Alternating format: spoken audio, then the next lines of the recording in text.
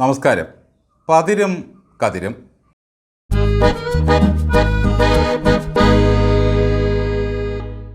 Pinarayi Vijayan cliff ഹൗസിലെ കട്ടിലൊഴിഞ്ഞ് കൂടും കുടുക്കയുമായി പോകുമ്പോൾ വഴിവക്കിൽ നിറകണ്ണീരോടെ നിൽക്കുന്ന ഒരു ചാനൽ ചാവേറിനെ ഉപേക്ഷിച്ച് പോകരുത്. പശുക്കളെയും റോബിൻ പട്ടിയെയും ഒക്കെ കയറ്റിയ വണ്ടിയിൽ ഇടമില്ലെങ്കിൽ കോഴിക്കൂടും ചെടിച്ചട്ടികളും കയറ്റുന്ന വണ്ടിയിലെങ്കിലും ആ പാവത്തിനെ കയറ്റി കൊണ്ടുപോകണം. ദയവായി വഴിയിൽ ഉപേക്ഷിക്കരുത്, മഹാപാപമാണ്. കഴിഞ്ഞ 5 വർഷക്കാലം മഴ നനയാതെ ഈറനണിഞ്ഞവൻ, കരയാതെ കണ്ണീർ വാർത്തവൻ, താടി ഉള്ളതുകൊണ്ട് മാത്രം നോവിക്കുന്ന ചിരി മറച്ചവൻ, പാർട്ടിക്ക് വേണ്ടി താടി പഠിച്ച് റെഡ് വോളണ്ടിയർ മാർച്ച് നയിച്ചവൻ, എതിരാളികളും അവതാരകരും കൂടി പ്രാണനെടുത്താലും പിറ്റേന്നും എല്ലാ വേദനകളും മായ്ച്ച് പണി തുടരുന്ന പാപം, ആ നിഷ്കളങ്കനായ അന്തംകമ്മി ചാവേറിൻ്റെ പേര് നെഞ്ചുപിടയുന്ന വേദനയോടെ മാത്രമേ നമുക്ക് പറയാൻ കഴിയൂ. Advocate KS Arunkumar. എറണാകുളം സ്വദേശിയാണ് പുള്ളി. എല്ലാ ദിവസവും അവതാരകരായ സ്ത്രീകൾ ഈ ചെറുപ്പക്കാരനെ എടുത്തിട്ടലക്കും പല ചാനലുകളിൽ. എത്രയൊക്കെ അസഹിഷ്ണുത ഉണ്ടെങ്കിലും ഈ യുവാവ് പിറ്റേന്നും യാതൊരു പരിഭവങ്ങളുമില്ലാതെ ആ പണിക്ക് പോകും. കാരണം രണ്ടറ്റവും കൂട്ടിമുട്ടിക്കണ്ടേ. പക്ഷേ ഇത്രകാലമായിട്ടും ഈ പാർട്ടിക്ക് വേണ്ടി ചത്തുപണിഞ്ഞിട്ടും ഈ ചെറുപ്പക്കാരൻ്റെ ഒരറ്റം പോലും എവിടെയും കൂട്ടിമുട്ടിയില്ല. പിന്നല്ലേ രണ്ടറ്റം. സർക്കാർ വയനാട്ടിൽ പണിത സ്വർഗരാജ്യത്തെ അരുൺകുമാർ മനോരമയിലെ നിഷാ പുരുഷോത്തമനെ വിളിക്കുന്ന രംഗം നമുക്ക് രോമാഞ്ചത്തോടെ കണ്ടിരിക്കാനാകൂ. ഈ അരുൺകുമാർ പ്രസ്തുത സ്വർഗരാജ്യത്തിൽ പോയിട്ടുണ്ടോ എന്ന് സംശയമാണ്.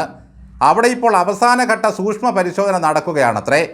ടാപ്പ് തുറക്കുമ്പോൾ വെള്ളം വരുന്നുണ്ടോ, ചീറ്റുന്ന ശബ്ദം കേൾക്കുന്നുണ്ടോ, ലൈറ്റ് ഇട്ടാൽ അയൽപക്കത്തെ ബൾബാണോ അടുക്കളയിലെ ബൾബാണോ കത്തുക, എവിടെയെങ്കിലും വെള്ളം കിണിഞ്ഞിറങ്ങുന്നുണ്ടോ, പൂന്തോട്ടത്തിൻ്റെ ഇലകൾ കരിയുന്നുണ്ടോ, ഇതൊക്കെയാണ് പരിശോധനാ ക്രമങ്ങൾ. നമ്മുടെയൊക്കെ നാട്ടിൽ വൈകിട്ട് പണിക്കാർ പോകുമ്പോൾ പിള്ളേരാണ് ഇതൊക്കെ പരിശോധിച്ച് ഉറപ്പുവരുത്തുന്നത്.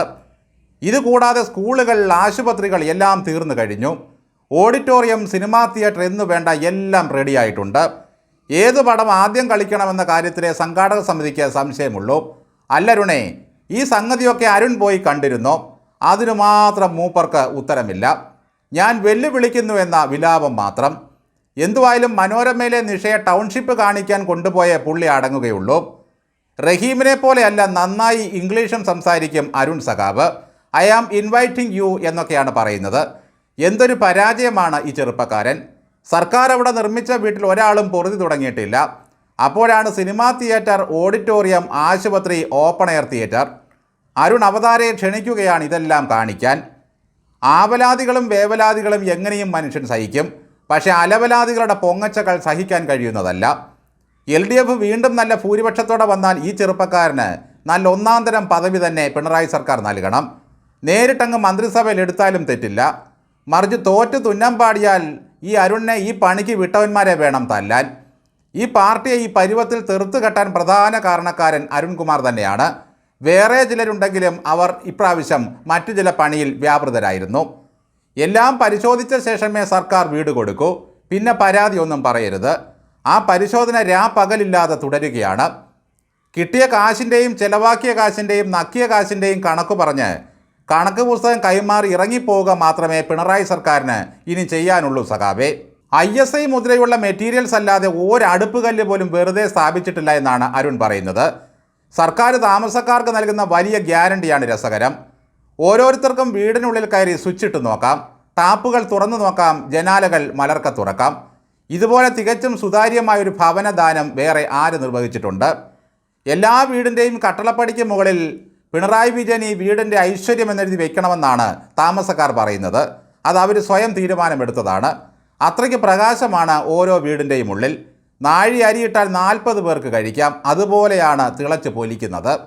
ഇത്രയൊക്കെ വിവരിക്കുമ്പോൾ നിഷയ്ക്ക് ഒറ്റ ചോദ്യമേ ഉള്ളൂ അരുൺകുമാറിനോട് ചോദിക്കാൻ. അരുൺ പോയി കണ്ടിരുന്നോ ഇതെല്ലാം? ഒറ്റ മിനിറ്റിൽ ഞാൻ അവസാനിപ്പിക്കാമെന്ന് മാത്രമാണ് അരുണിൻ്റെ ഈ ചോദ്യത്തിനുള്ള മറുപടി. ഓരോ വീടിൻ്റെ മുന്നിലെയും ഓപ്പൺ ഏരിയയാണ് സഖാവിനെ രോമാഞ്ചം കൊള്ളിക്കുന്നത്. ഏറ്റവും ഒടുവിലാണ് പിടികിട്ടിയത് അരുൺ ഈ പറഞ്ഞതൊക്കെ വരാൻ പോകുന്ന കാര്യങ്ങളായിരുന്നുവെന്ന്. ഇപ്പോൾ നടക്കുന്നത് വെള്ളം കിനിഞ്ഞിറങ്ങുന്ന വീടുകൾ ശരിയാക്കുന്ന പണിയാണ്. ചുരുക്കി പറഞ്ഞാൽ അരുൺകുമാർ വിഭാവനം ചെയ്ത സ്വർഗരാജ്യം വരണമെങ്കിൽ അടുത്ത സർക്കാർ വന്ന് പണി ഏറ്റെടുക്കണം.